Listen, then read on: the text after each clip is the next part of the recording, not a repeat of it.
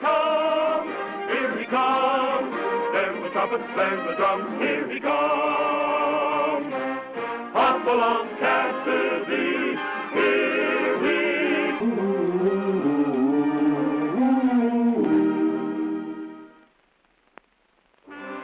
When the Prescott gang started their reign of terror, they made every other criminal in the territory seem like a rank amateur. Frank Prescott struck lightning fast, leaving a trail of destruction in his wake. And the price on his head increased with every daring crime. My saddle partner, Red Connors, and I were called in to try to track down the elusive outlaw who was now wanted on a federal charge. We gathered all the information we could from townsfolk and businessmen who had fallen victim to Prescott's almost insane urge for money. We picked up his trail, but he always seemed just one jump ahead of us. Until, on a road just a few miles outside of Twin Rivers, we interrupted what turned out to be Frank Prescott's last armed robbery. All right, throw down the money.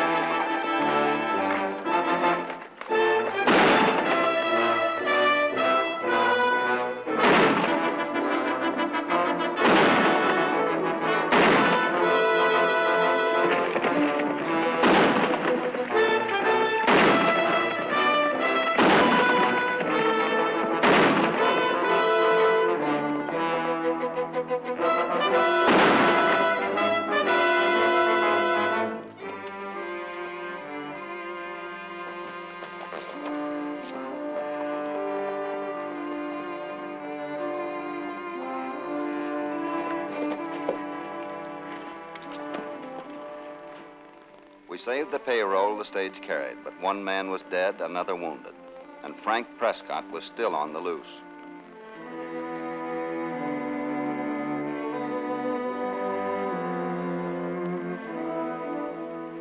We got the stage driver to Twin Rivers and under the able care of Dr. Glenn Scott and Nurse Nancy Matthews, who in a few more hours were to become man and wife.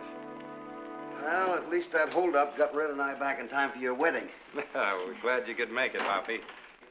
Hey, in the meantime, we better get a new guard for that driver. Don't forget, the wedding starts at 3 o'clock. Don't you worry, Nancy. We'll be back for that. He's not going to miss that wedding cake.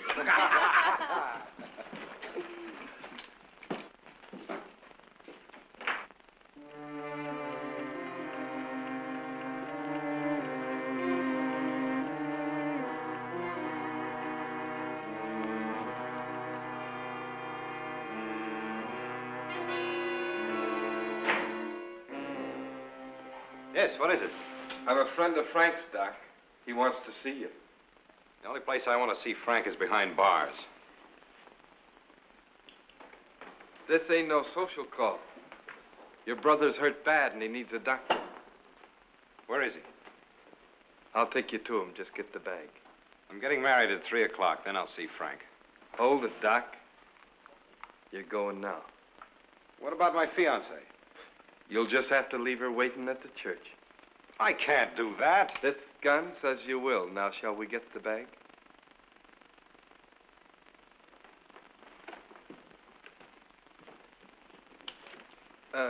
Just a minute, Doc. Is this standard equipment, or did you have plans? Just habit when I ride the roads at night. Look, my friends will get suspicious when I don't show up. Yeah. Yeah, they might. So that they don't get worried enough to follow you, why don't you write out a note saying you're out on a case?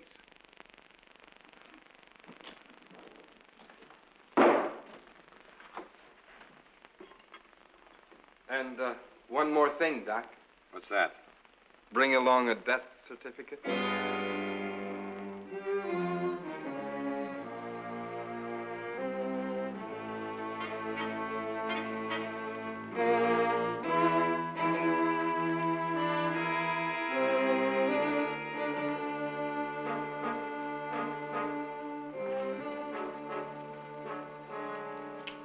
Hoppy, I can't understand why my son's so late.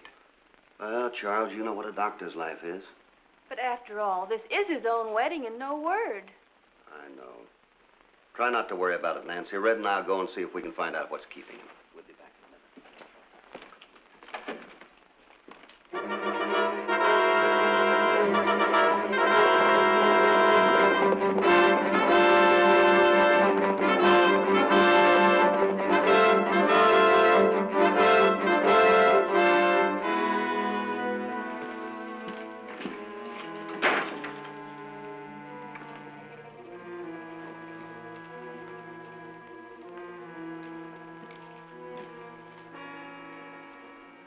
Been called away on emergency case. See you later, Glenn. Well, he certainly doesn't seem very concerned for a man that's supposed to be getting married right now. I hope this emergency case doesn't keep him away too long. Something wrong here, Red. We'd better get back and tell the others.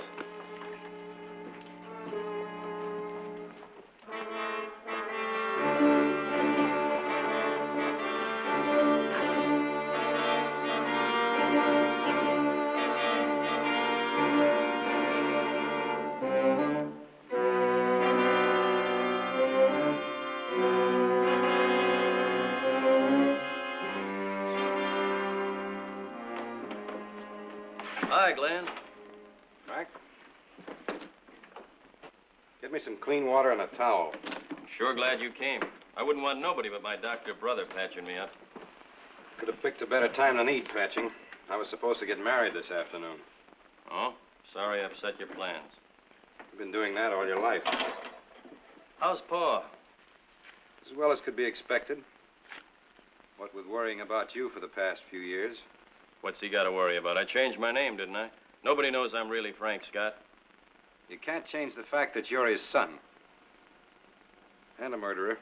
One who'll end up at Hangman's Tree. Shut up. Nobody's putting a rope around my neck. They'll never take me alive. You want that arm fixed, settle down.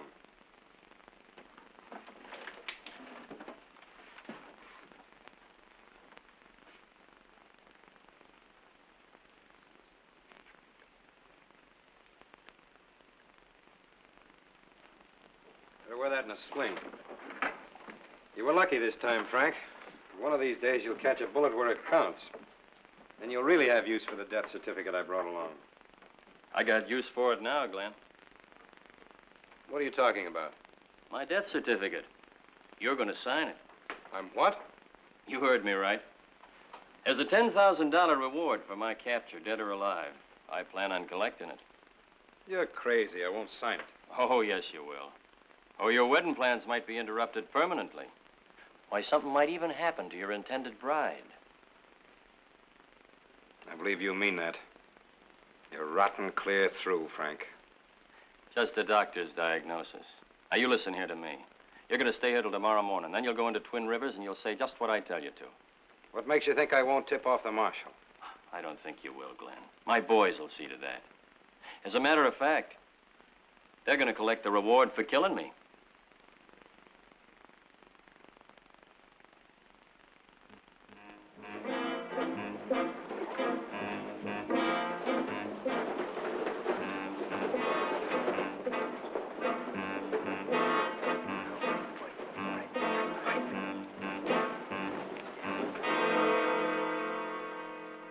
These two men picked up Prescott's trail after you and Red broke up the stage robbery. Wounded him in a gunfight. I worked all night to save Prescott's life, but it wasn't any use. Here's the death certificate.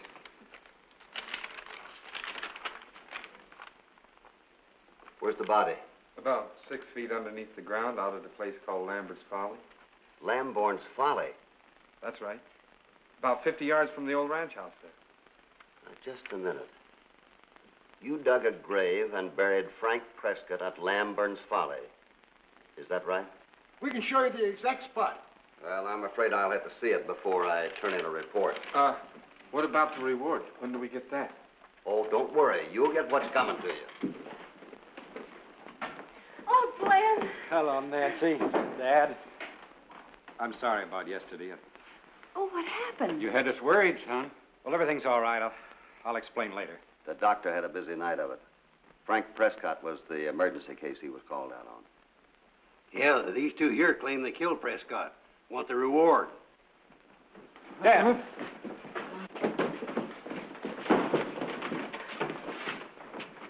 Doctor, what do you suppose brought that on? I don't know. It was a shock of hearing... Nancy, I've got to get him over to my office. Let me help you.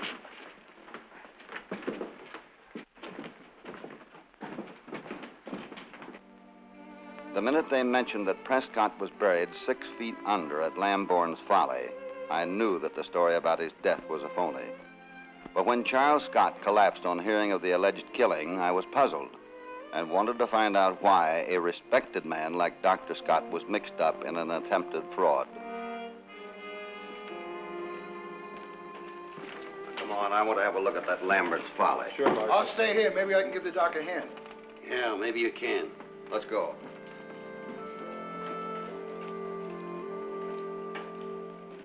We rode out to Lamborn's Folly and were shown the grave where Frank Prescott was 6 feet under. There it is. Let's have a look at the inside of the ranch house. Sure.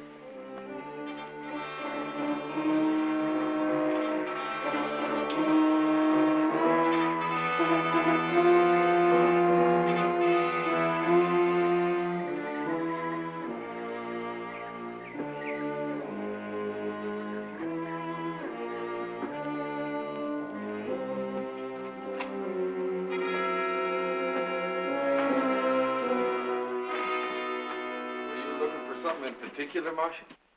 Oh, no, just routine. Place looks the same to me, Hoppy. A little more run down, but I guess that's natural. There's been nobody here to look at the place since Lambert left about 8 years ago. Well, my partner and I figured that sleeping in here is better than sleeping out in the open. Yeah, I guess that's right. Well, come on, Red, let's go.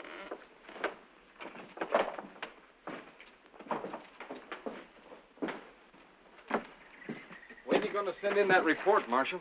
Me and my partner can use some money. Didn't anyone ever tell you not to count your chickens before they're hatched? What do you mean? We got Prescott, didn't we? Come on, Red.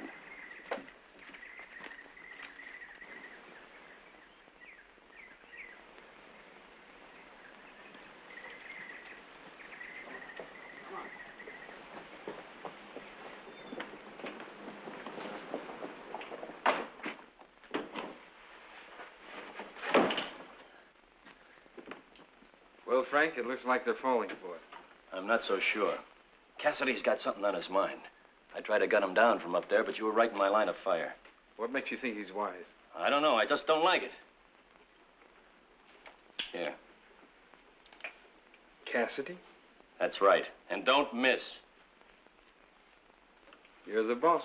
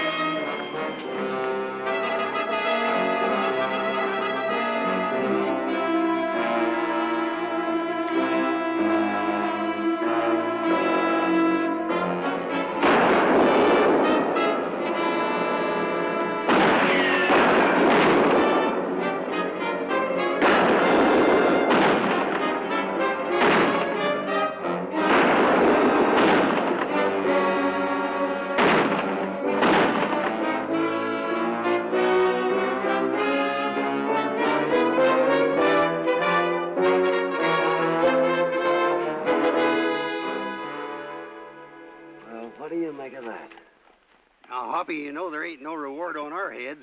Why do you suppose that feller's shooting at us? Well, maybe he's just trying to make that story about killing somebody come true. Why don't we just round them up? We know they're lying. Frank ain't no more buried there at Lambert's Folly than I am. But so long as they think we don't know that, they'll stick around for the reward. Fred, the thing that bothers me is why the Scotts are mixed up with Prescott. Scott. Prescott. I think I've got it. Come on.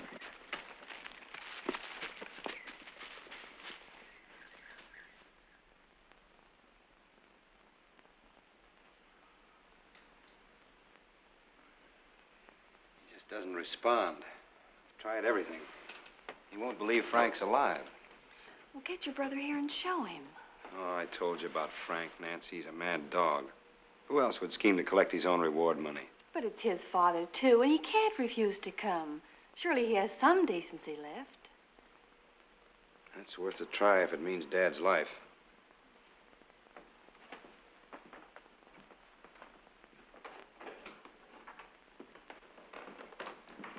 Well, how's the old man? He's dying. We've got to get Frank. You don't take orders so well, do you, Doc? Or maybe you forgot. Frank is dead. It ain't healthy for the little lady to know any different. Save your threats. Just get my brother here. You've got to. It's the only chance of saving his father's life. Oh, I don't know.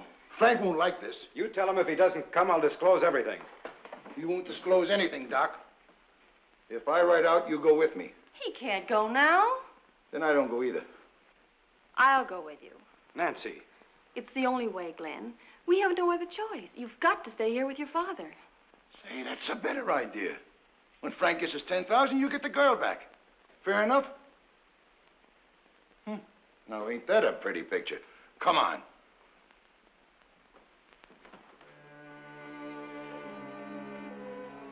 Working on the theory that most every family keeps a photographic record, Red and I rode the Charles Scott's ranch, and it didn't take long to find what I was looking for. There it is. Glenn and brother Frank. Pals. Frank Prescott is the doctor's brother, there's no doubt about it. That explains why the doc's mixed up in this. Yeah, and it also explains why Charles Scott had an attack when he heard about Prescott's death. You suppose the doc's in for a cut of the 10,000? I hope not, Red. We're going to find out right now.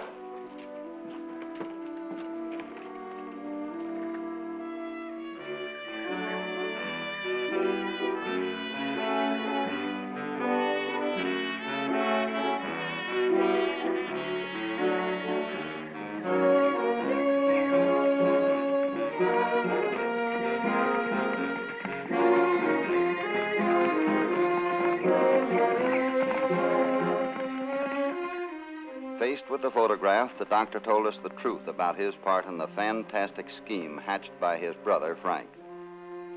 He filled us in on all the details and told us that Nancy was being held hostage out at Lambourne's Folly. Well, come on, let's go get her. Oh, wait a minute.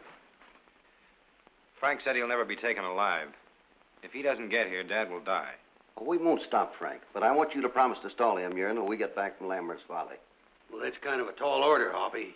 He's his brother, you know. Well, Frank wouldn't ride in to save Father's life if it weren't for fear of losing that 10,000. You have my word, Hoppy. Thanks, Doc.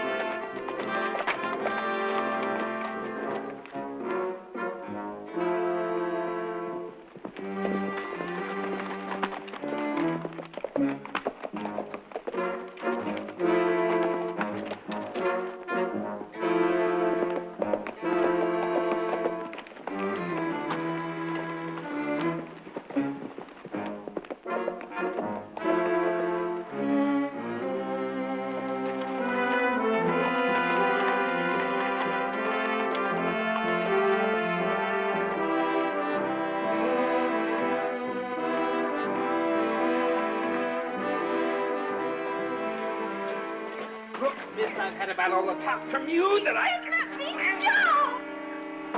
Let me go! Get your hands up. You all right, Nancy? Yes. Come on, get up on your feet.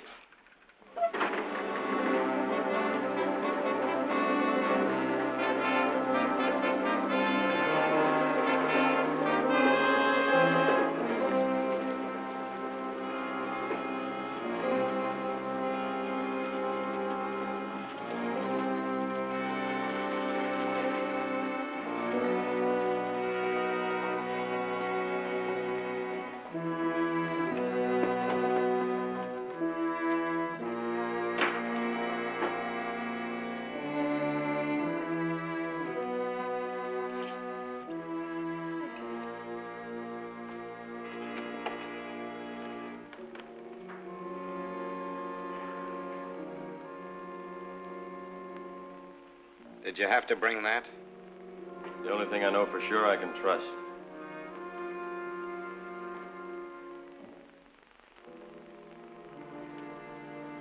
Dad. Dad.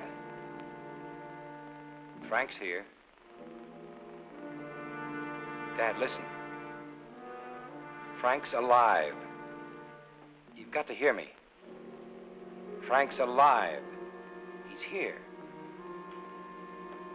You've got to hear me. Frank's alive. He's here. Try to understand. You're wasting your breath. Dad. Frank's alive. He's here.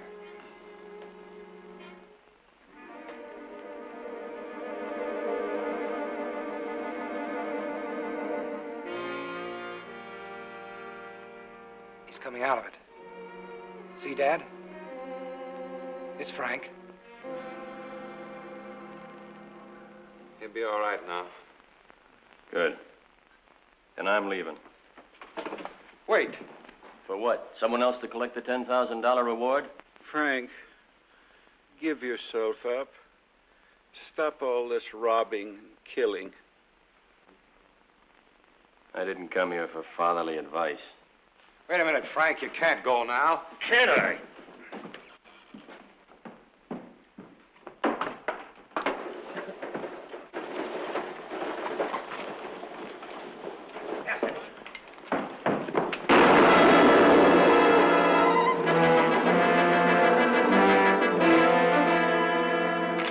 Stand where you are.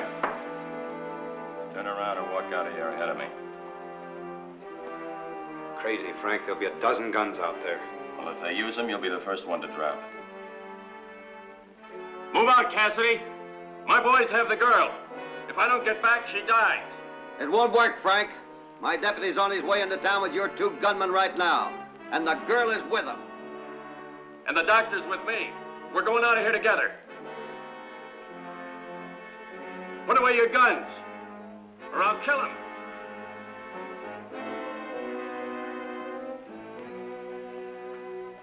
All right, Frank. You win.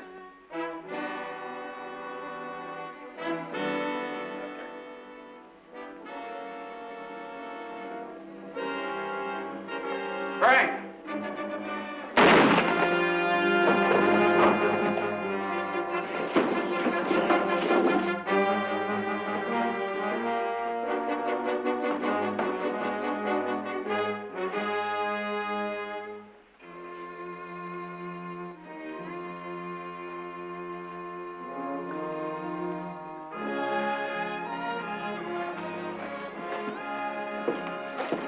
That was a heartbreaking decision your father had to make, but I guess he figured it was either your life or Frank's. He's a pretty brave man, Hoppy. I know. He wants the reward money divided among the families who suffered from Frank's outlawry. He would think of that. What made you suspicious of Glenn's story? Well, Frank did make one little mistake in the spot he picked to be buried in, 6 feet under. Yeah, that Lambourne farm's only got 1.5 feet of topsoil. Underneath that, there's nothing but solid rock. That's why they called it Lambourne's Folly. Well, we'll see you later. Bye. Goodbye.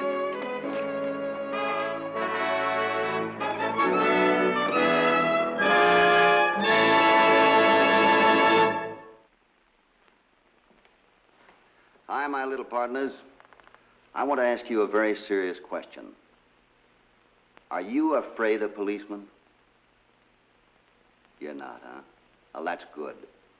You shouldn't be. Always remember that those men have had a lot of training, have put in a lot of years to learn how to help protect you. And one more thing, don't ever call a policeman a cop. He doesn't like it and it doesn't sound good.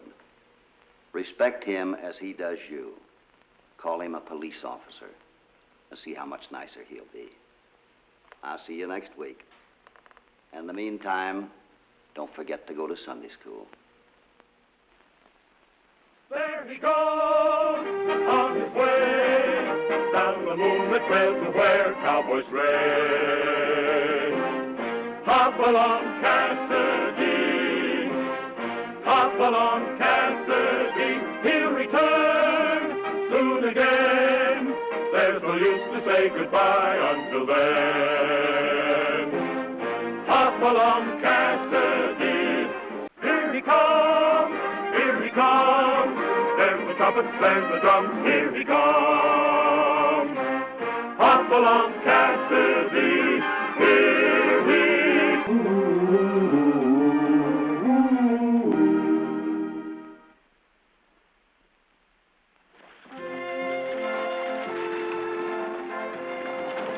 For years, Twin Rivers was a quiet cattle town. Then suddenly, the peaceful existence changed with the discovery of gold near our community. The prospects of easy, sudden wealth attracted an influx of new citizens. Unfortunately, we had to welcome the bad along with the good. My job as sheriff became more difficult and hazardous. Most of the disturbances were caused by Buck Fain's gambling table. I could never prove Fain's games were crooked, but fights were inevitable and frequent.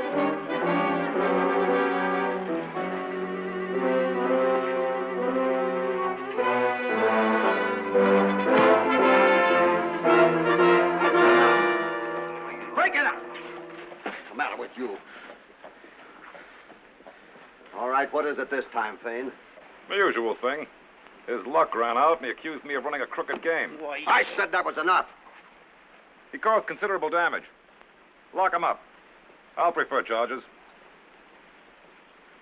All right, come on.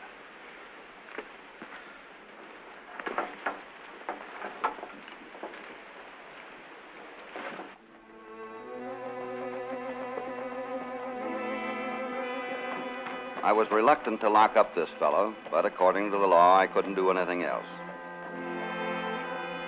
Be more careful in the future. All these miners aren't stupid. Get back to your table.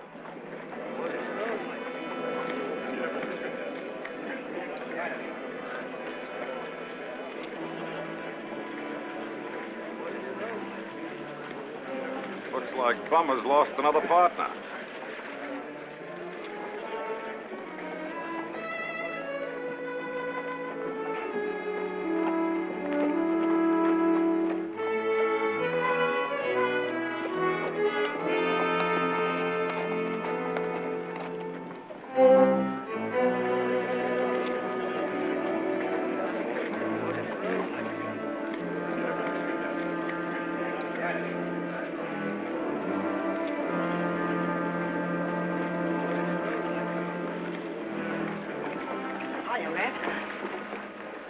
King, what happened? I don't know. Somebody shot him in the back when we was working the claim. Where's Hoppy? Seems to me the sheriff would be the last person you'd want to talk to. This is the second one of your partners who's been mysteriously ambushed. 2 weeks ago, it was Jack Smith. Are you trying to say I done it? Well, the more of them you kill off, the larger your share. Why, you lying varmint? Oh! None of that, you. Protecting the old fool, huh? Of course you would. You're one of his partners in that gold strike. Maybe you're helping him get rid of the others. Yeah, I'll make you eat dinner. No. Something ought to be done about you two, and I got a good mind to start it. You'd better be sure you can finish it. You're nothing but a dirty crook. You're sore because you haven't got a part of my mind. Shut up, you old fool. Well, how about this, folks? Shall I do something about it? Yeah. What have you got in mind, Fain? Put up your gun. I said put up your gun.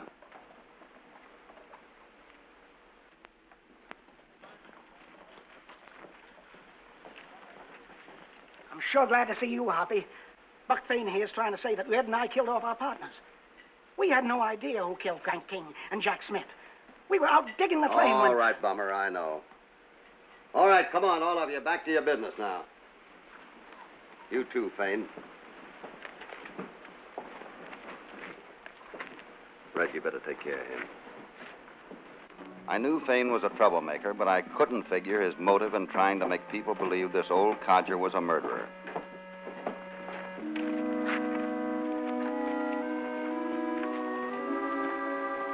Come on, Bummer. Bummer had drifted into Twin Rivers 6 or 8 years before and had never been known to do a day's work. Finally, the people around town got tired of Bummer bumming his foods, drinks, and even his clothing. 5 of the boys got together and decided to grub-stake the old man if he'd work a gold claim. They were Dan Warner, the blacksmith, Red, and 3 miners, Jack Smith, Frank King, and Trem Hardy.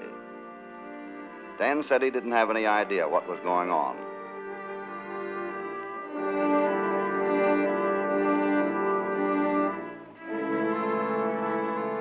When I told him his life might be in danger, he laughed off my fears. I told the blacksmith when he saw Trem Hardy to tell him to drop into my office.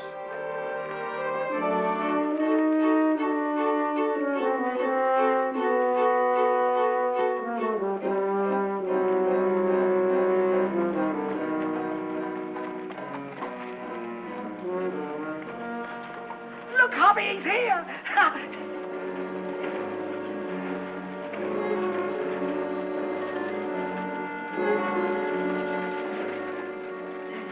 Sheldon, boy, am I glad to see you. Oh, my Uncle Sheldon, how are you? Oh, how are you? Oh, this is my brother's boy, and my namesake, Dr. Sheldon Lowe. Shake hands with Hopalong Cassidy. How are you, Doctor? Glad to know you, Mr. Cassidy. I wrote him to come over as soon as I struck gold on my claim. That was very nice of you, Bummer. Bummer. That is what you call him, isn't it? Oh, that's just a term of affection. Oh.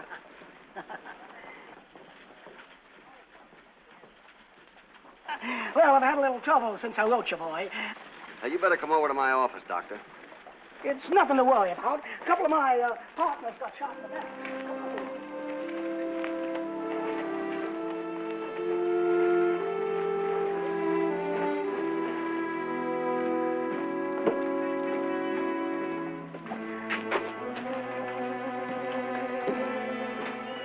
The doctor hadn't seen Bummer for over 15 years. I gathered from their conversation that because this boy was his namesake and his father was dead, Bummer had decided to set his nephew up in business and open an office for him. I didn't like to disillusion Dr. Lowe about his uncle, but I had to explain what had started out to be a prank with the boys around town making Bummer go to work had turned into a serious matter. I'd drawn up a partnership agreement which all of them signed.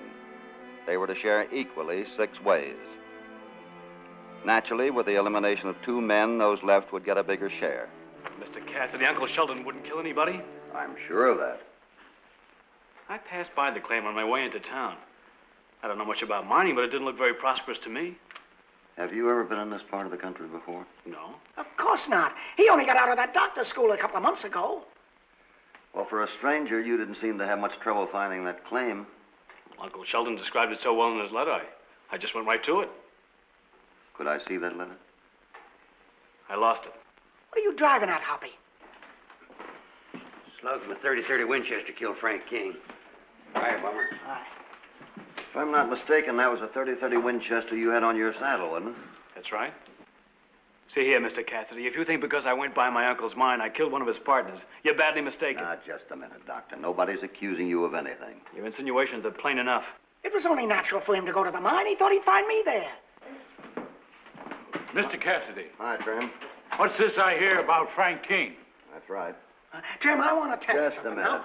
Trem Hardy, this is Dr. Sheldon Lowe, Bummer's nephew. Glad to know you, Mr. Hardy. So, you're the young man Bummer's going to will all his money to. Yes, that's right. What about it? What do you mean? Bummer told me the other day he was going to leave everything to his nephew. Judging from the way things are happening around here, it's going to be quite a bit. But hear this, you old scalawag. I'll get my share, and it won't be in my grave either. Who you calling an old scalawag, you big coyote? Just a minute. I'll see you later, Hardy. Why don't you pick on somebody your own size?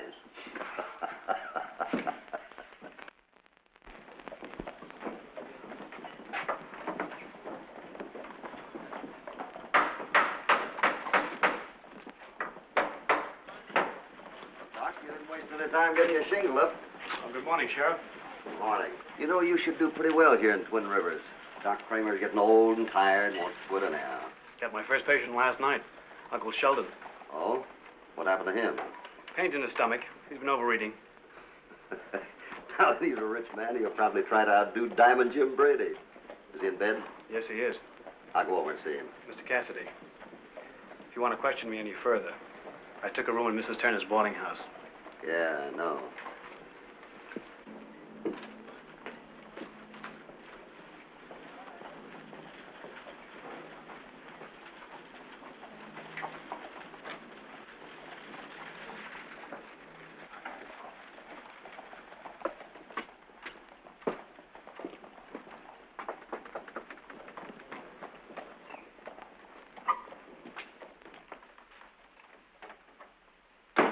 Mrs. Turner?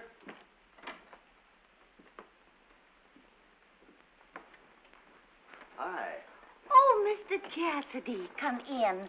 Oh, you are in, aren't you? Yes. Land's sakes, I haven't laid eyes on you in days. How are you? Well, I hope. Let me see now. To be exact, I haven't seen you or laid eyes on you in 5 days. Yes, I know it was 5 days ago because... Mrs. Turner, I came in to see Bummer. Oh, yes, of course. Sheldon will be so glad to see you. He's in his room, you know, confined to his bed, poor thing. I was just bringing him some soup and warm milk. I always say that, Yes, I know. Which one is Bummer's room? This way. He has the same room he had before. Best bed in the house, too. I always say that people don't pay enough attention to what kind of bed they sleep in. You know, did you ever stop to realize, Mr. Cassidy, you spend half of your life in bed? My sister Emma always said... Mrs. Turner, you seem to have taken quite an interest in Sheldon's comforts all of a sudden. I remember the time you put him out because he couldn't pay his bill. I only did it for his own good. Here's his room. 2 of his partners are with him. Thank you. Listen, Tram, if you and Dan will do what I tell you, we'll have a mine that'll pay off. I ain't gonna have no more soup nor no more milk. Nonsense. It's good for you, Sheldon, and you'll drink every drop of it. Oh, a man ought to have something in his stomach that'll stick to his ribs. Howdy, Hoppy. Hi, Bummer. What's ailing you? Well, I must have ate something that didn't like me. And that nephew of mine sent me some medicine. It's the worst tasting stuff I ever had in this world. Well, they say the worse the taste, the quicker the cure. Yeah, listen, it kills you. Want some soup? No, I don't want any soup. But I do want you to stay away from the mine.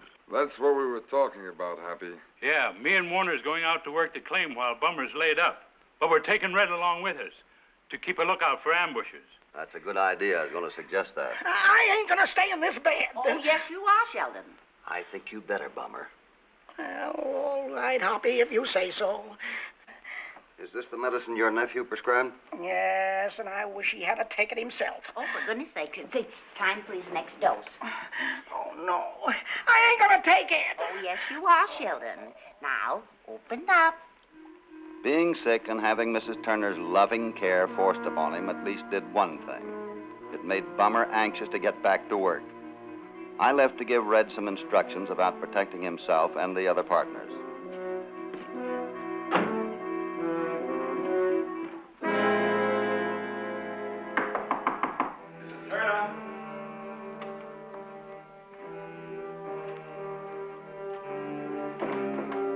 Mrs. Turner. Mrs. Turner? Fine. What are you doing here? Dr. Lowe tells me that you have a vacant room, and you serve the best food in town. You want to rent from me? Yes. Anything wrong with that? I've never rented to anyone connected with your place. Well, there's always a first time for everything. How much? I haven't said I'd let you have the room. This ought to take care of it. Well, if you insist. Now, Mr. Payne, please don't make me sorry I took you in. I always say... I know. You have nothing to worry about. I was just as amazed as Mrs. Turner to see Fane moving into her place.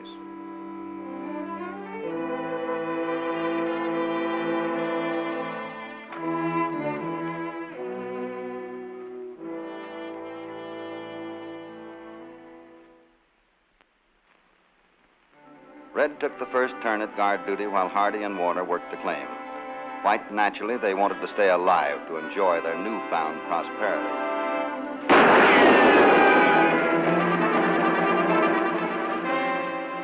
Came from over there.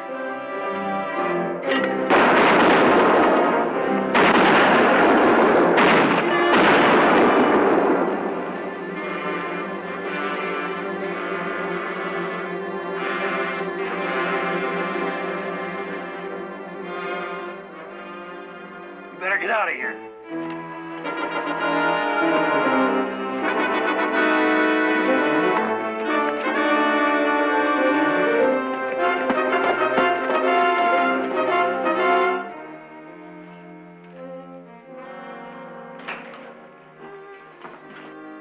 They had searched around the claim for signs of the ambusher, but had found nothing. They promised me to stop all work on the diggings for a while. I'd received word Bummer was worse and wanted to talk to me.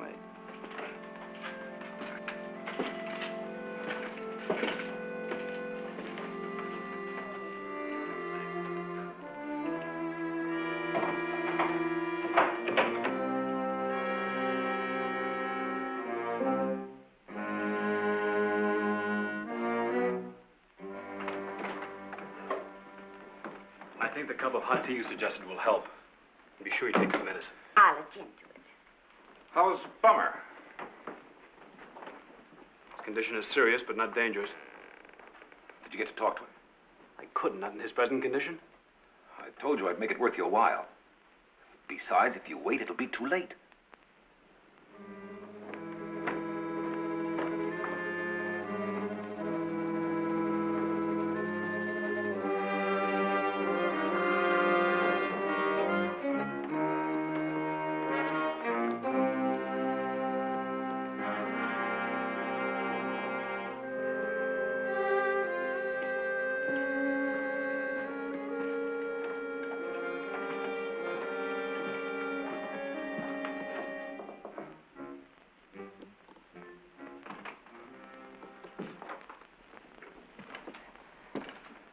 Hi, Bummer.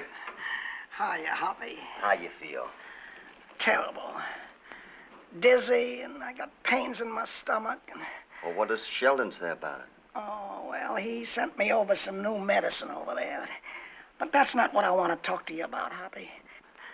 Hoppy, I got a confession to make to you. I've been in love with Mrs. Turner for a long time. But I never had nerve enough to speak to her about it until now. Well, you know, now that I got a little money, why, I guess I'd just pop the question. And she said yes. Yeah, and she sure made me happy, too. Hoppy, I want you to read this. It's my will. I wish you'd fix it up sort of legal-like, so that if anything happens to me before we're married, Mrs. Turner and Sheldon will split what I leave. Nothing's going to happen to you. You'll be up and around in no time. But I do think, for your own protection, that maybe you should give me power of attorney. What's that? Well, that's a legal form of letter that means that you can't sell or transfer or even give away your gold without my consent. Oh, I see. Sure, Hoppy, you go ahead and fix it up. That's fine. This is the new medicine, huh? Isn't that awful smelling stuff? It certainly is. Yeah, and after I take that vile tasting stuff, I feel worse than I did before. Well, then there's no reason for taking it. I'll get you some stuff that doesn't taste quite so bad. Oh, thanks, Hoppy. You're a real friend. I'll be back in a little while with some new medicine. You Hoppy, take it easy. Hoppy, don't hurry.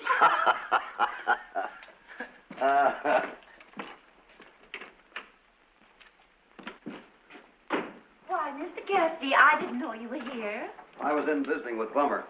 Is the doctor in? Well, he was a few minutes ago. I'll see. Land sakes, I never had so much to do. Since poor Sheldon got sick, it's just been one thing after the other. Did you want to see me, Mr. Cassidy? Yes. I'm taking Bummer's medicine away from him. For goodness sake, why? You have no right to do that. I have every right. And as sheriff, I'm ordering you not to prescribe to your uncle. I'm having Dr. Kramer come in and take a look at him. That's a direct insult.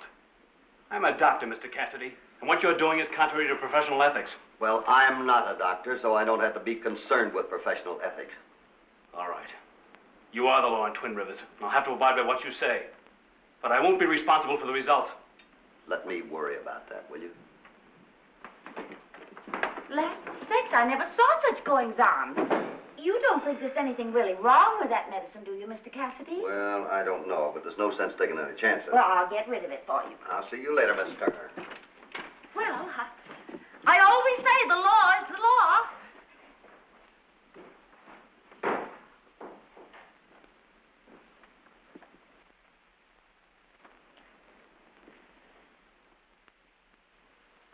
I know about you having the power of attorney, Cassidy, and I'm willing to pay a good price to buy into Bummer's claim.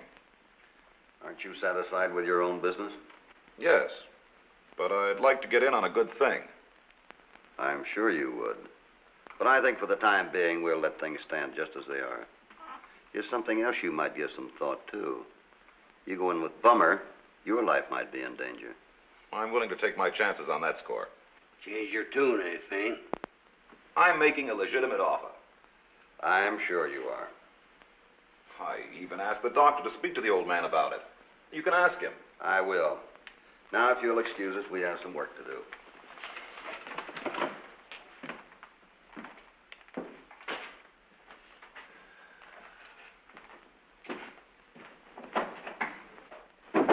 Did you see him looking at that medicine bottle? Yeah. I'll bet there's poison in there, and he's in cahoots with the doctor. Well, I'm glad you got it figured out, because I haven't. Where are you going? I want to get something to eat. I missed my supper with all this paperwork. Say, I haven't had anything to eat either. You mean in the last 30 minutes? I want you to stay here and watch the office. I'm expecting callers. Well, say, I just thought of something. Isn't it dangerous to leave old Bummer unprotected if somebody's trying to kill him? Bummer is perfectly all right so long as that power of attorney paper's locked up. That brings up another thought. They might try to get you. I hope they let me get my supper first. I'll bring you back a sandwich. You better make it 2, maybe 3.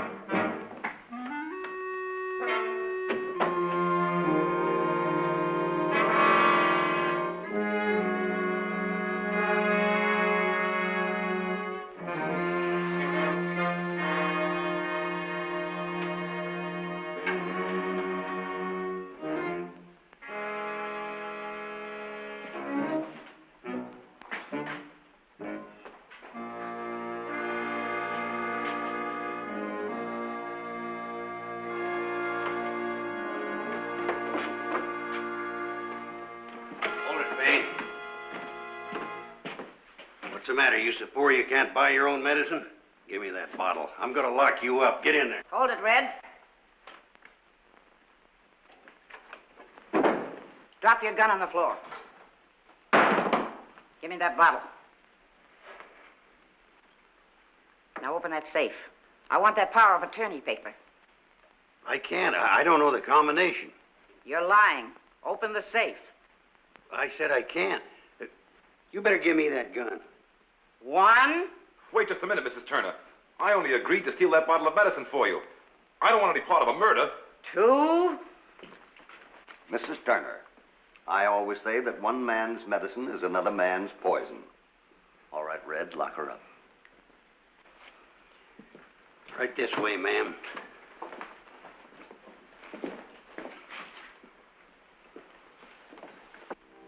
Mrs. Turner confessed she'd killed Smith and King, had tried to kill Red at the diggings, and had slowly been poisoning Bummer. Guess she figured she'd rather inherit his share than marry him. The remaining partners decided to work the diggings with Bummer. The old fellow had more ambition and a willingness to work than any of them.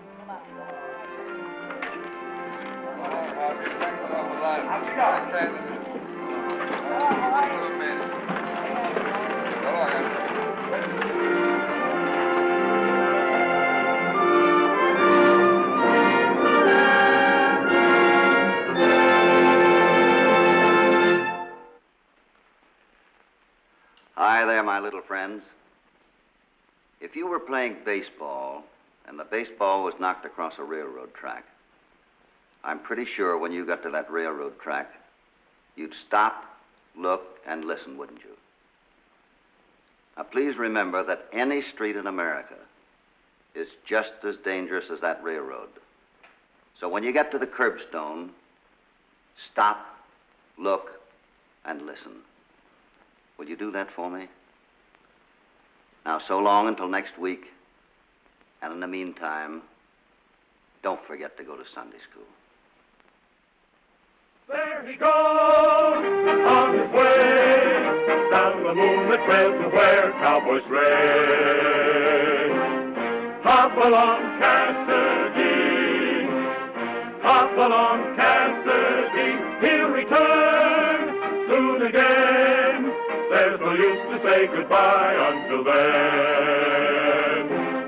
Hopalong Cassidy, here he comes, here he comes. There's the trumpets, there's the drums, here he comes. Hopalong Cassidy, here he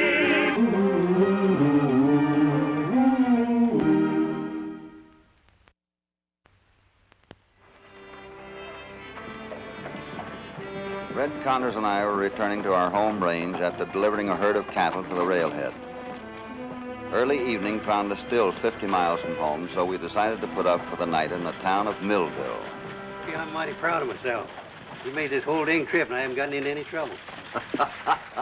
I'll buy you a halo when we get home. But don't forget, we're not back to Twin Rivers yet.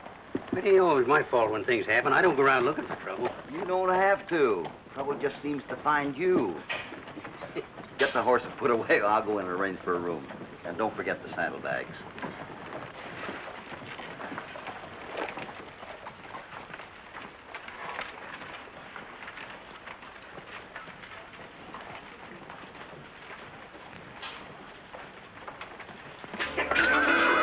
Oh, boy. Hey, get away from that horse! I said leave him alone. I'm just trying to stop him. Don't you go pushing me. Oh, you're pushing for trouble, aren't you? That's enough. You're trying to buy some of the same, huh? That's enough. I didn't start it, honest, Hoppy. I know it. Maybe we'd better forget the whole thing. We Murdochs aren't the forgetting kind. Come on. There'll be another time. I hope you're right. You all right? Sure. Hoppy, I swear, every time I see you, you're just winning a fight of some kind. Well, take a chance, Taggart. How are you, Jim? Never felt better, Hoppy. Jim, this is Red Connors. Hello, Red. Hey, with a name like Take a Chance, you must be a gambler. In a way, he is quite a gambler. Jim builds railroads. I suppose that's what you're down here for, that proposed branch line to connect the Midland and Western Railroad. That's it, Hoppy. Biggest gamble I ever took. Everything I have is tied up in the project. Sounds like quite a deal. It was a big and ambitious job Jim Taggart had taken on. He meant to build a steel trail west through the barren desert, through passes that wound through the high mountains, to some of the richest cattle country in the Southwest, where the railroad had never reached before. And I don't mind telling you, Hoppy, it's been a tough surveying job. 6 months of it. But it looks like I can go ahead now. Buddy's due here tomorrow with a complete report of the survey for the route. Buddy, isn't that your nephew? Yeah, do you remember him? Oh, sure, but that was a long time ago. He was just a little shaver. Well, that little shaver's become one of the best civil engineers in the business. Here's a picture of him when he was pitching for his college team. Look at that. What a guy. Hey, somebody's hurt.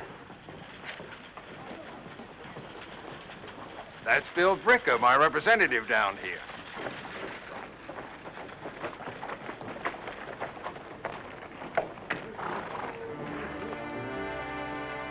Hoppy, it's Buddy. Is he? I'm afraid so, Jim. How did this happen? Bricker gave us a brief but brutal account of what happened. Early this morning, he had ridden out to the camp some 5 miles from town, where Buddy was just completing the last mile of his 6-month survey, when 4 masked men rode up.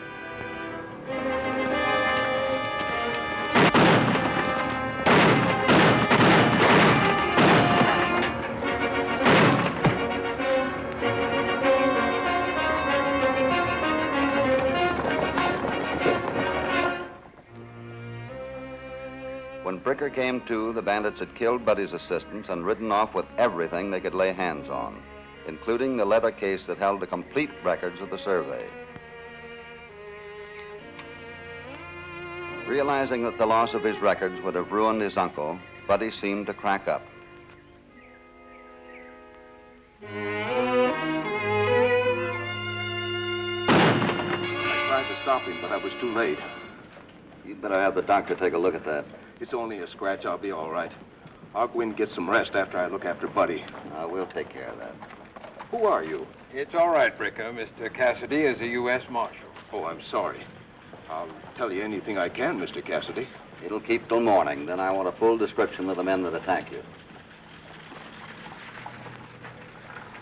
Red, give him a hand with Buddy there, will you? Come on. In Jim Taggart's room at the hotel that night, I learned just what my friend was up against. He had mortgaged all of his possessions to put up a bond and buy equipment for the road he intended building. If he failed to turn over a completed survey to a representative of the Railroad Commission by noon of the day after tomorrow, his bond would be forfeited and his contract canceled. With Buddy gone, I'm sunk, all washed up, and I'm too old to start all over again. Jim, that doesn't sound like the Taggart I know. Besides, no man gets so old he can't start over again. I know this whole thing has been pretty much of a shock to you, but don't let it get you down. I'll try to pick up a trail the first thing in the morning. In the meantime, you get into bed and get some rest. Thanks, Hoppy.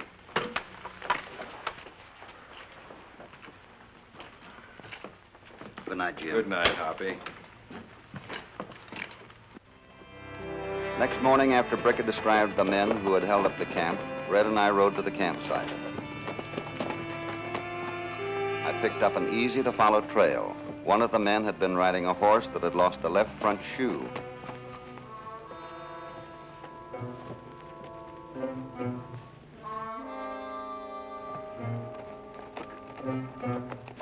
The trail led in a circle back to town, and there we lost it in the marks of the traffic in the street. And nowhere had we seen any trace of the map case or maps. Have you put a left front shoe on for anybody in the last 24 hours? Who wants to know? The U.S. Marshal and his deputy. Well, then I suppose I gotta tell you. Yeah, 3 guys came through here yesterday afternoon. Bob Murdoch gave a description of the men and their mounts, which checked with those given me by Bricker. I sent telegrams to the sheriffs of the surrounding counties and was ready to take off again to try to pick up the trail.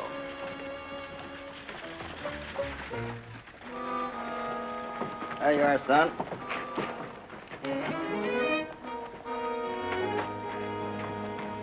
The sight of the youngsters playing catch set me to thinking. Hadn't we better get a move on? The bandits got a mighty big head start on us. Maybe not as big as you think. Come on, we're going back and see Jim Taggart.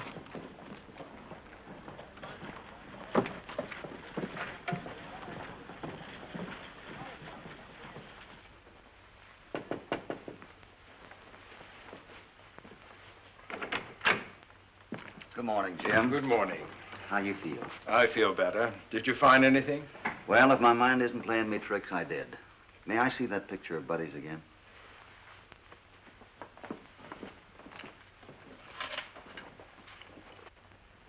What I was looking at was the picture of a young man in a baseball uniform, a pitcher's mitt on his right hand.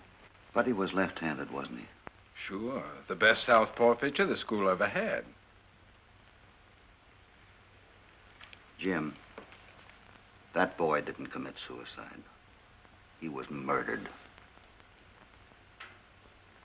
Murdered? But Hoppy, Bricker said that the men... Never mind what Bricker said. Buddy was shot in the right temple, wasn't he? And he was left-handed. Now figure it out yourself. By golly, you're right, Hoppy. Be darn near impossible. Certainly it is. Then Bricker's story was a lie. From start to finish. Now let's see if we can find his motive. Would those survey maps be of value to anyone besides yourself? It would be worth a lot to any of a half-dozen men I underbid. And I suppose Bricker knows a great deal about your business. Everything. There's your answer.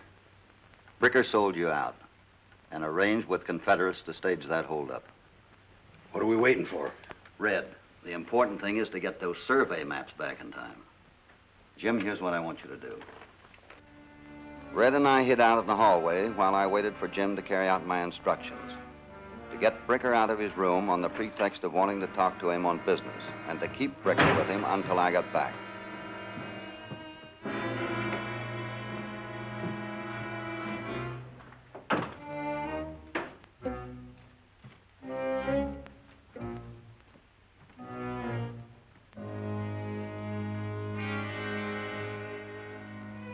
A thorough search had turned up no sign of the survey maps.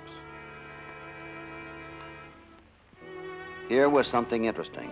A letter postmarked Denver, addressed to Bricker. And part of it read, I am interested in your proposition $25,000 worth, provided you can cause the cancellation, plus another $5,000 for the maps later. And it was signed Tom Walker.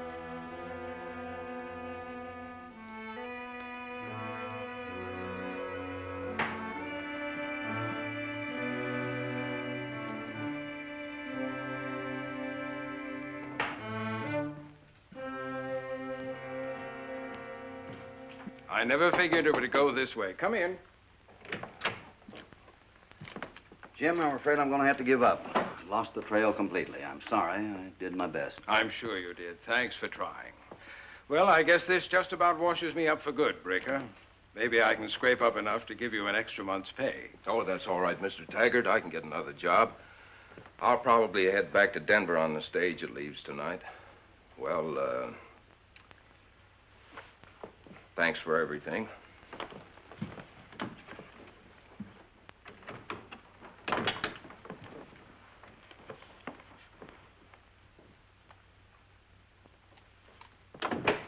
You played it perfectly, Jim. And all the while I wanted to kill him with my bare hands. I can't say that I blame you. Say, do you know a man in Denver by the name of Tom Walker? I'll say I do. He's a contractor, a business rival of mine. The kind of man who'd rob his own mother. That I can believe. That's the man Bricker sold out to. How do you know?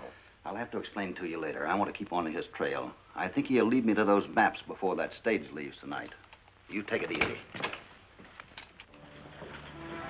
For almost an hour, Red and I had been staked out, watching and waiting.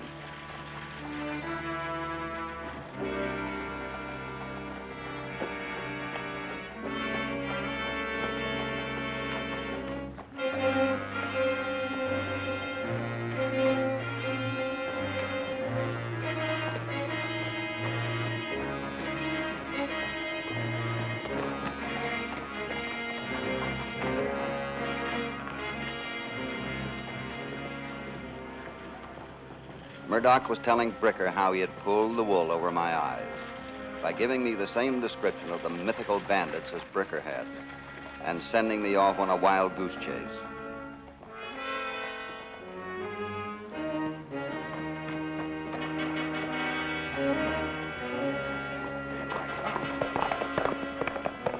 I'm going to trail Bricker. You watch that blacksmith and follow him wherever he goes.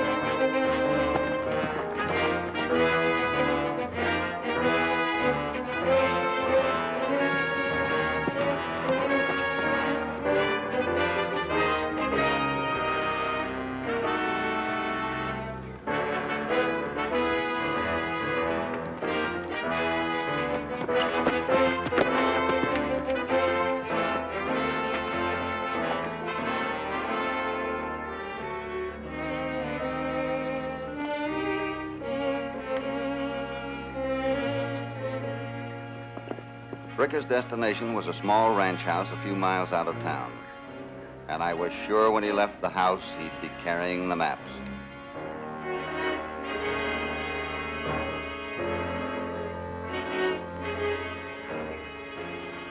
Get him up. Aye. Keep him there. We're gonna find out what you're doing snooping around. Start moving toward the house.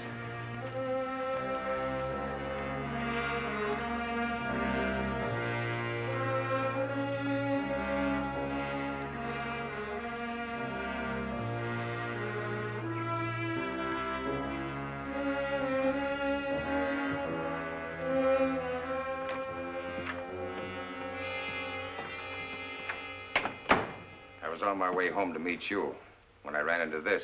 Well, it's a good thing you did. He's a U.S. Marshal, and I'm beginning to think he's a lot smarter than he acts. The sooner I kill him, the better. There's no telling how much he knows. Put that gun away, Murdoch. I followed you out here because I want to talk over some personal business with you. Like what? Well, like blocking Taggart's contract and collecting for those survey maps. I'm cutting myself in. I don't know what you're talking about. Well, you should. We're both in Millville on the same job. Only you beat me to it. Just what are you trying to say? There are other contractors besides Tom Walker who'd like to build that branch line. And they're willing to pay more for those maps. Just what do you know about Tom Walker? Plenty. And whatever he's willing to pay, I know a man who will triple it. Just what did Walker offer you? $5,000 for the maps. 5,000? Burley Hawkins in El Paso will pay 25,000 for those maps. We'll split it 3 ways. Is it a deal? I'd say take it. You don't look like the kind of a man who would turn crooked, Cassidy. Did you ever work for a marshal's pay? No, I'm quite sure you didn't. But I have. I've got a chance to make as much money in 24 hours as I've made in the last 7 years, and I'm going to take it. All right, I'm cutting you in. Good. Now, I'd like to see those maps. I want to make sure I'm not being cut in on a pig in the poke. Get the map, Sam.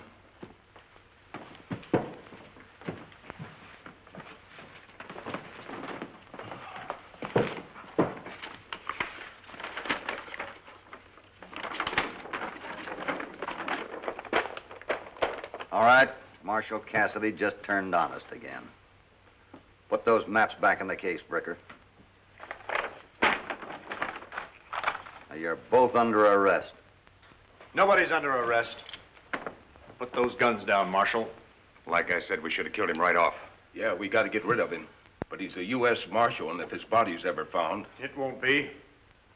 I've always wanted to see a man dig his own grave. Outside. Get moving. Now, this spot here looks all right. It's nice and soft. Now start digging. Well, it's time I got back to Millville and catch the stage. When I get to Denver, I'll deliver this and collect. You can meet me in a few days and pick up your share. How stupid can you Murdochs be? I may not live to see it, but I'm betting by the time you get to Denver, Bricker will be long gone with the money. You keep out of this, Cassidy. Well, you know you can trust me. I don't know. I just think I'll stick with you until you collect and we get our share. That's right, Sam. You go with him. I'll stay here and finish this job.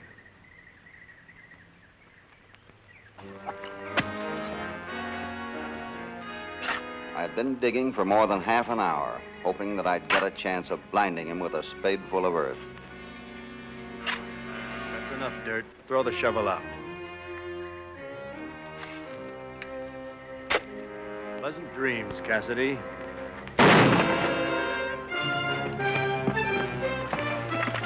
Thanks, Red. I lost Murdoch's trail, Hoppy. If I hadn't seen your horse in the brush, I'd have been too late. I'm sorry. Don't worry about it. You got here just in time. Kick a little dirt on him while I go in the house and get my gun.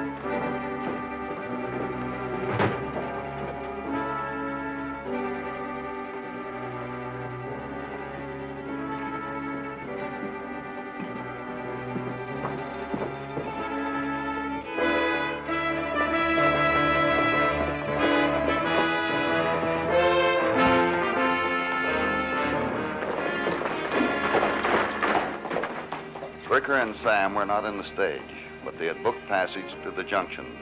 The driver had last seen them going into the saloon. I showed the driver my credentials and instructed him not to pull out until I gave the word.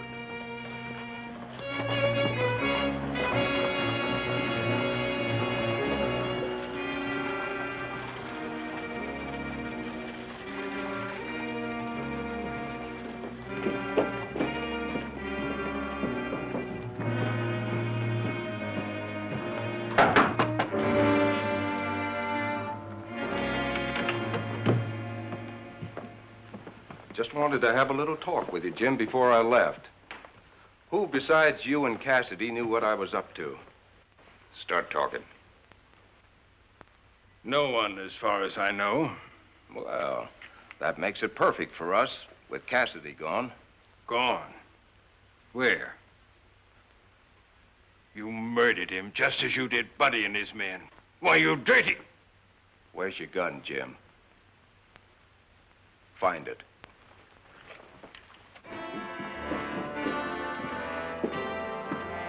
I'm going in the saloon here for a minute. You stay out here and keep your eyes open.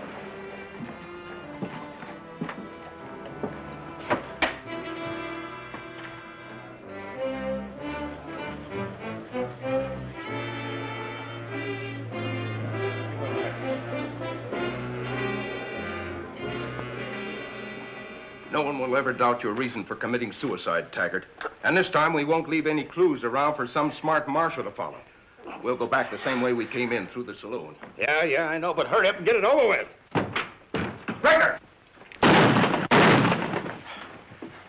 All right, Cassidy, drop that gun or Taggart goes out of here feet first. Now drop the other one. Get over there.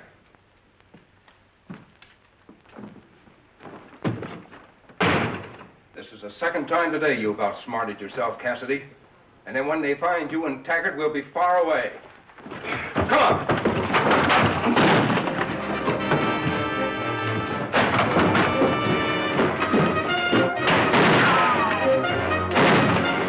Stay here, Red.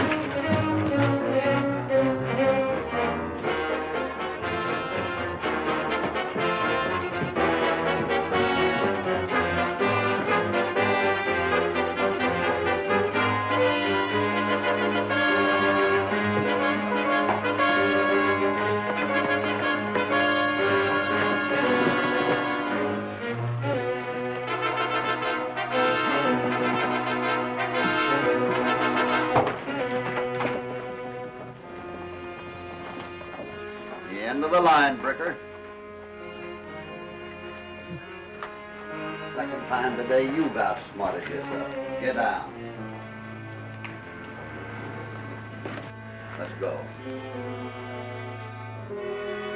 After taking Bricker to the county seat, I returned in time to see Taggart turn over the maps and the survey to the railroad commissioner. Jim's contract was now officially in effect, and I knew that before too long, he would have finished a steel trail that would help link the great Southwest with the rest of our country. Goodbye, Colonel. Goodbye. Goodbye. Come on, Red.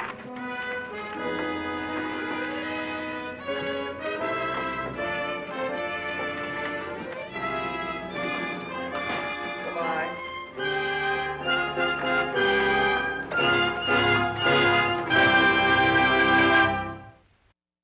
Hi, little partners. Anytime you play a game, play it to win.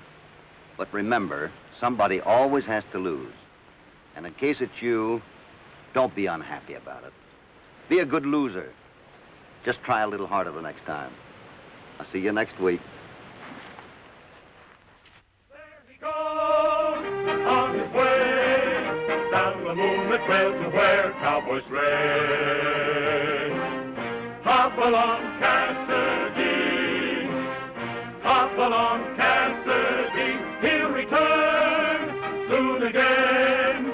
There's no use to say goodbye until then.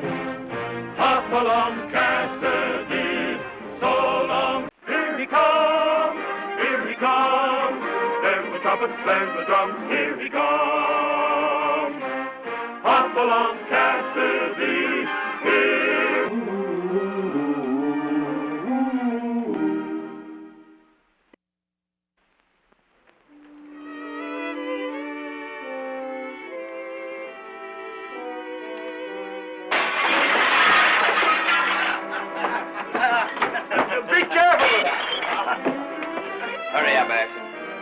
off in that wagon, clear out of here. Pike, you thieving rat. You and Herman got no right to throw me out of my place like this. That's so. We're dispossessing you legal. Marshal Ty deputized us for this job. Yes, everything he does is legal. Leastwise on the surface of it. Now get going, you old deadbeat. If Rick was here, he'd kill you for saying that. I reckon he'd try if he wasn't too busy running from the law. Your son's worse than you. Oh, if I only had my gun. He's got an idea there.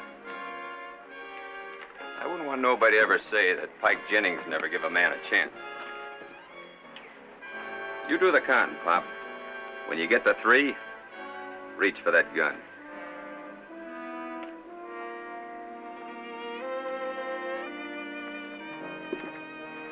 All set?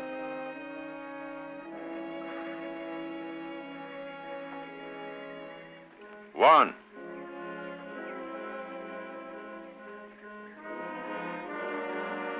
2. What are you waiting for?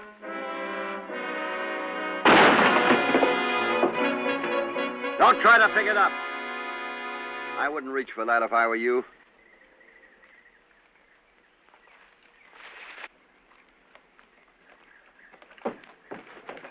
Here, Red. It's the most brutal setup for murder I've ever seen.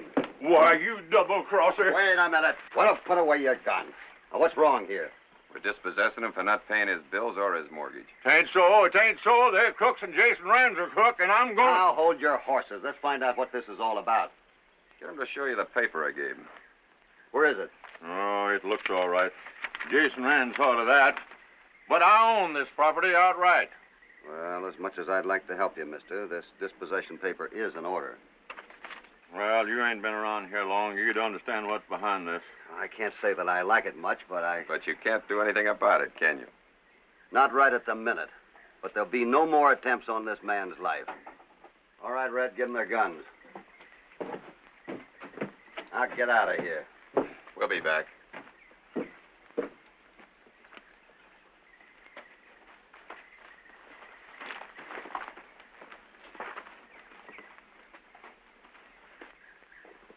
Pop, you better be gone, or the marshal himself will tend to you.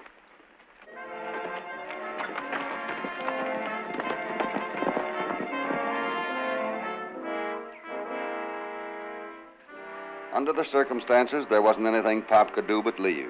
I heard his story. After being mustered out of the Union Army, he, Tom Rand, and several other Union soldiers accepted government land grants of 160 acres. Pop had worked this homestead till his property was clear. About 2 years ago, things started going bad. Cattle stolen, water's poisoned, barns burned down. We was all having the same trouble, except the Rands. After his old buddies give up and moved out, Tom bought up their homesteads. I borrowed money at the bank, but couldn't pay it back. So Rand bought up their note. Tom died kind of sudden-like, and his son Jason kept on grabbing up land. Last week, he foreclosed on me. My son Rick lost his temper when the deputy marshal come out to evict us. Wounded him bad. Where is Rick now? Hiding out in the hills. Ain't much else he can do. But they'll never take him alive. Have you got any way of proving that the Rands are back of all this trouble you're having? Well, not exactly. But Rick said he could prove it. What are you going to do now? Yeah.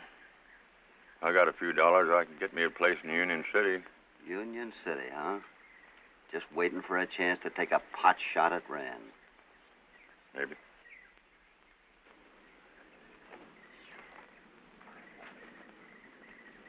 That'd be kind of crazy, wouldn't it, Mr. Ashton? I'll tell you what we'll do, Pop. We'll go into town with you, and if you'll promise not to use that gun anymore, I'll see what I can do to help you. What do you say? All right, on your wagon.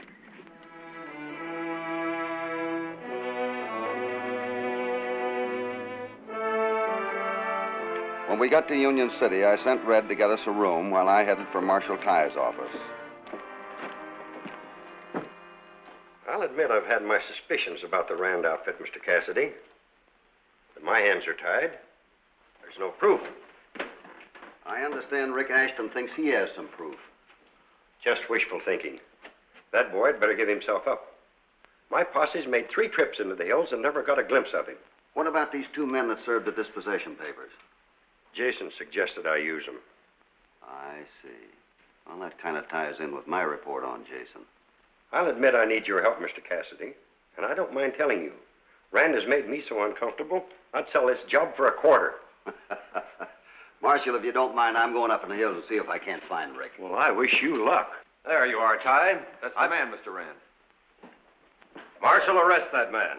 What for, Jason? For interfering with my men while they were serving legal papers and for wounding Herman. You start anything, and I'll have those 2 gunslingers of yours locked up for attempted murder. What's he talking about, Pike? Oh, we were just having a little fun with the old coot. Fun? You have a very peculiar sense of humor, my friend. See you later, Marshal.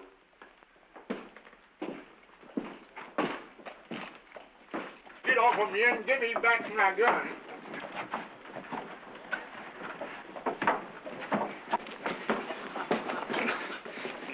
Hey! Hey! Doggone it, Mr. Conrad. Get off of me and give me back my gun.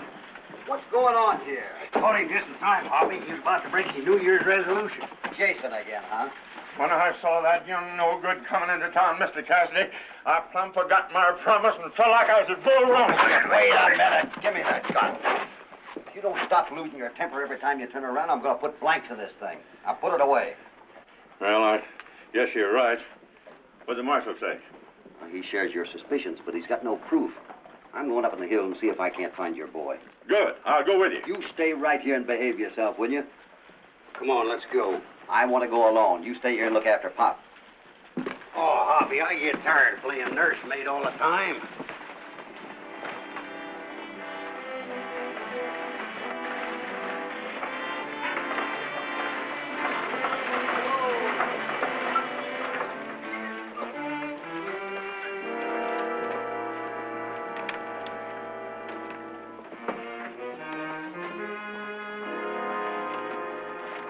Get my bags down, will you, boy? I'm in a hurry. Hey, I've seen that female somewhere before.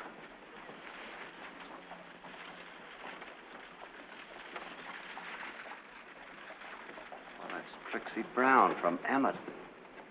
We heard her sing in the Silver Slipper. Wonder what she's doing here in Union City. I don't know. Wherever you find Trixie, you find trouble.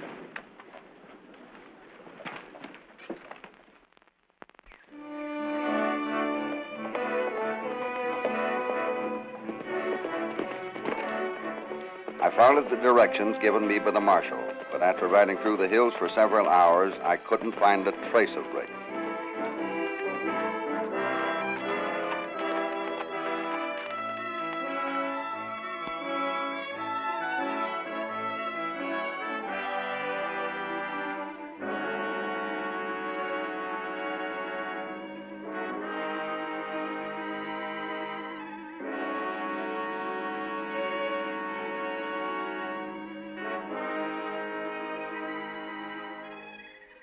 When I was about to give up, I thought I saw faint tracks and followed them.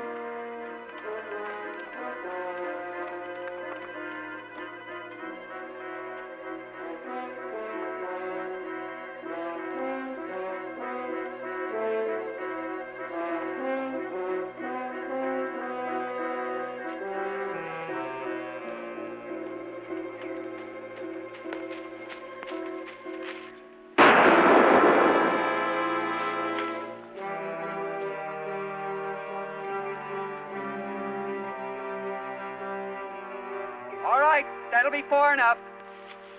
I want to talk to you, Rick. This Winchester's looking right down your throat, mister. Now you better turn around and head out of here. I didn't come to harm you. I want to help you. My name's Cassidy. I just left your father. He's been dispossessed. Jason, huh? Well, I'll take care of him. Everything will be all right if you just listen to me. I'm listening. It'd be healthier for you to get out of here. You said you could prove some things about Jason Rand. Why don't you give yourself up and offer some of that proof? Is that all you got to say? No, it isn't. Your father's in town with a friend of mine. We're looking after him, but he needs your help. If I show my face in town, the marshal will lock me up. That'd suit Jason fine. He's rich now, got power. Nobody can touch him. But he ain't gonna live to steal our spread. I'll see to that. I'll make a bargain with you, Rick.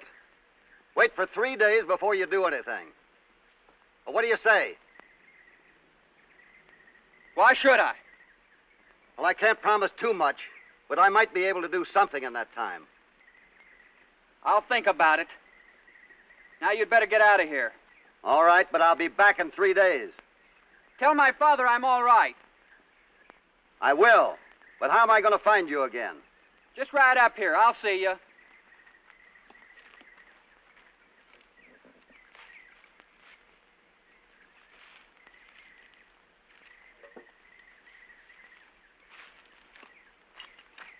Here's some water for you. Thanks. But when you come back, don't bother to bring anybody with you. I won't. See you later, Rick.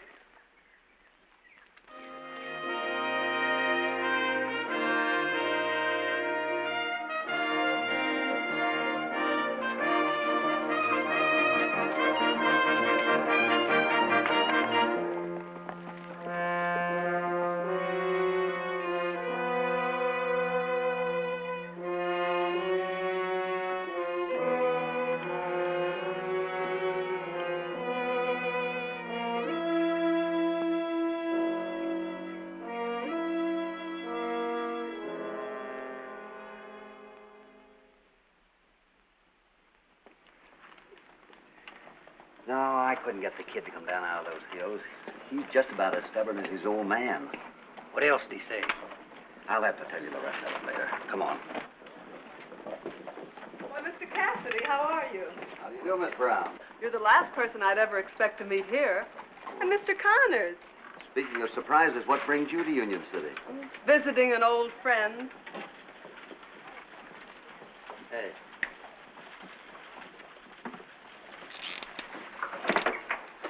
I'll bet they miss you at the Silver Slipper. Too bad if they do. I'm not going back. Oh, you found something better? Decidedly. I'm coming into some money, Mr. Cassidy. Sort of an inheritance. I see. Goodbye, gentlemen.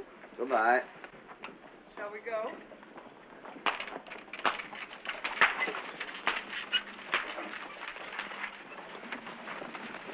Gosh, she's pretty. And dangerous. I'd still like to know what she's doing here. Trixie in trouble.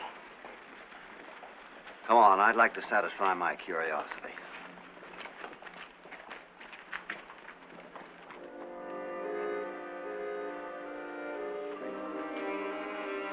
She hired that rig to drive out to Jason Ranch. Now, this may only be a hunch, but I wish you'd ride over to Emmett and find out what the connection is between her and Jason. Sure, Hoppy. I'm good at snooping.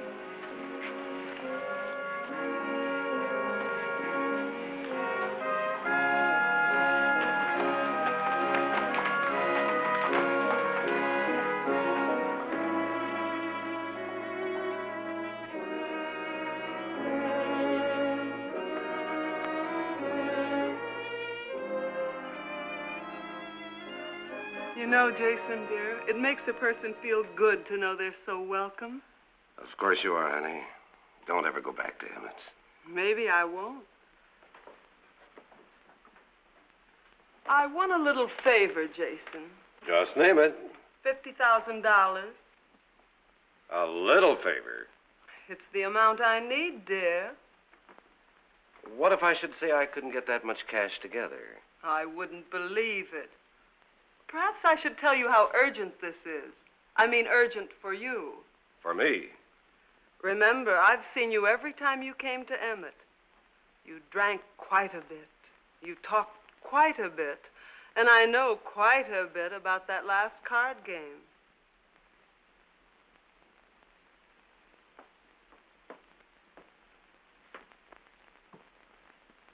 Can't get by with any less, eh? No, dear.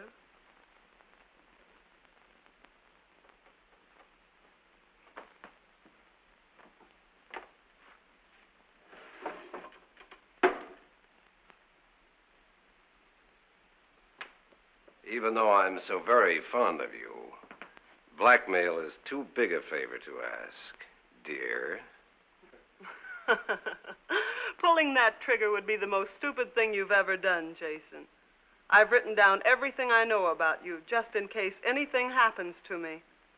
Now be a good boy. Put that gun away and fix me another drink.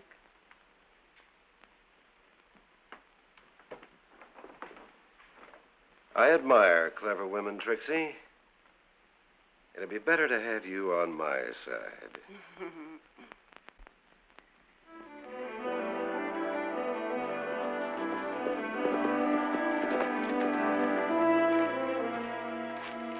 Rick, I brought you some food and water.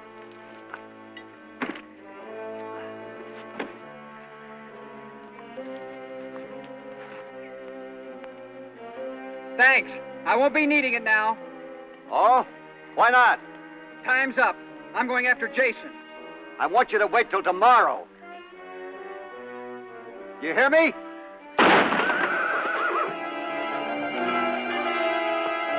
You lied. You did bring somebody with you. They're not with me. Hold your cover.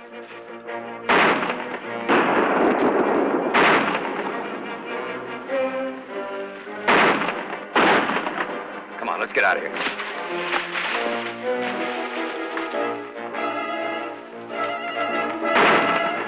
I was too far away from the riders to positively identify them, but I thought they were Jason's two killers. Rick! Rick! I couldn't get another answer from Rick, and I didn't dare try following him.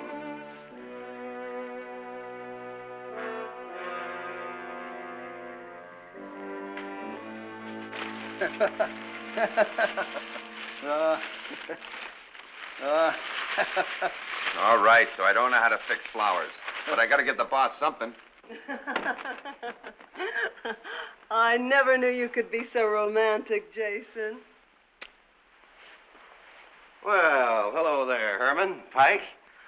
Congratulations, ma'am.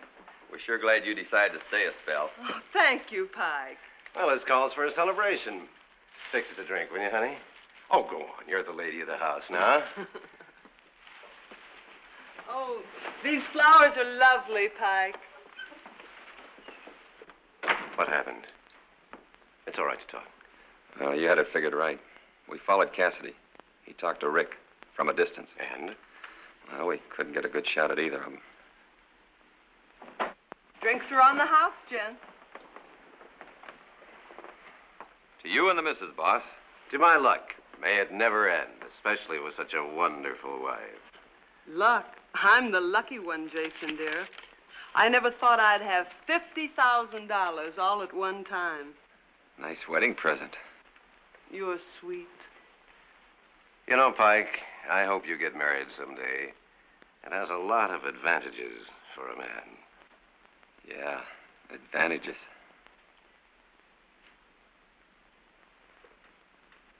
Yep.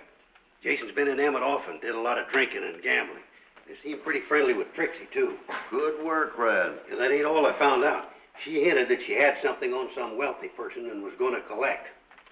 Say, she must have known plenty about Jason to get him to marry her. That's right, Cassidy. I think I'll go out to the Rand place and offer my congratulations to the bride and groom. I'll see you later, gentlemen.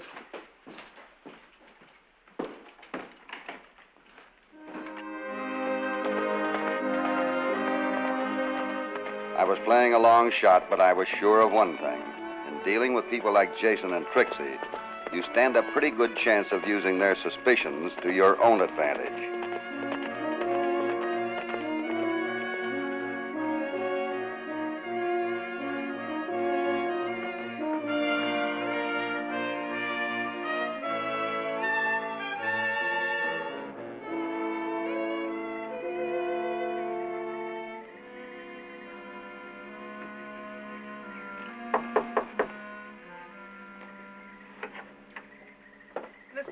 Cassidy, come in. Thank you, Mrs. Rand. I'm glad you stopped by. Well, congratulations are in order. Thanks. Refreshments? No, thanks, not right now. Where is the groom? Well, he rode off with Pike. Doesn't speak well for a new bride, does it? Oh, I don't know. Jason has large holdings. He has to work very hard to protect them. Well, I'll see to that. I wouldn't want him to lose any of this. Please sit down. I shouldn't think you would. You've done very well. This is quite an inheritance. Guess I am lucky. Wonder what the girls back at the old place would say if they knew I got a $50,000 wedding present. What's the matter? Oh, I was just thinking. Thinking what? Thinking maybe you should have cashed that right away. What do you mean? Mrs. Rand, sometimes a man will do most anything until he gets the woman he loves, and then... Oh, but what am I talking about? Jason isn't that kind of a man. Of course not. Besides, it's too late. The bank is closed. It does sort of remind me, though, of a trick that Gus Adams played on his Millie. Trick? Yes, it seems that Millie found out about some shady dealings he'd been in on and tried to blackmail him. What happened? Oh, he gave her a large check. Then he married her so she couldn't testify against him. And then to add insult to injury, he stopped payment on the check. Stop payment on the check?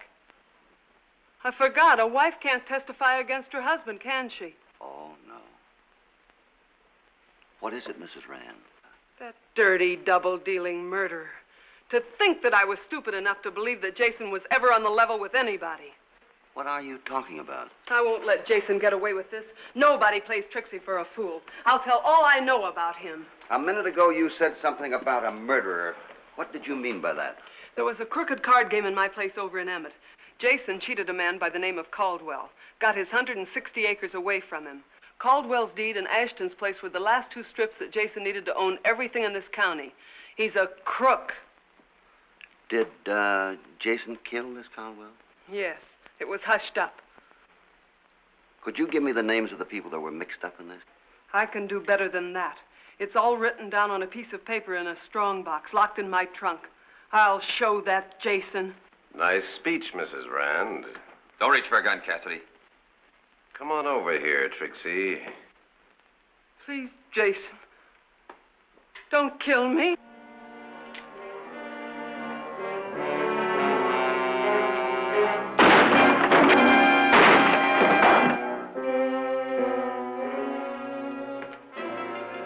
Come on outside.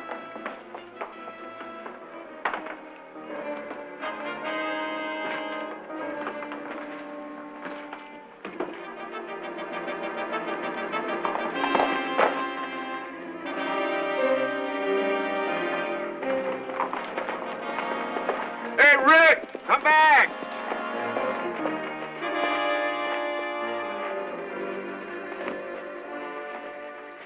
All right, Marshal, they're all yours.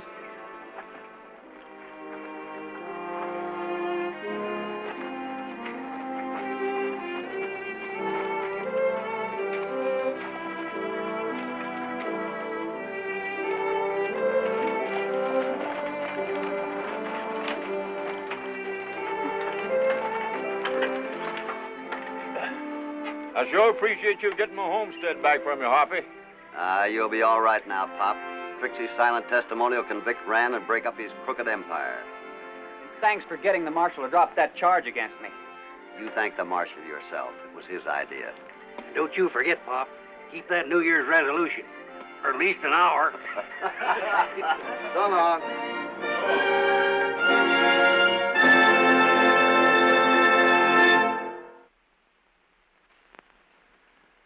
Hi there, little partners. I understand there's been quite a little talk around your house lately about going to bed. Now, I know that we all hate to go to bed. We're always so afraid we're going to miss something. But you must get a lot of sleep. And the time to go to bed is when your mommy or your daddy tell you to. Not 15 minutes later or 20 minutes later, or not one or two television shows later, but right now. I'll see you next week. Until then, get lots of good sleep, will you? Good night. There he goes on his way down the moonlit trail to where cowboys race. Hopalong Cassidy, Hopalong Cassidy, he'll return say goodbye until then.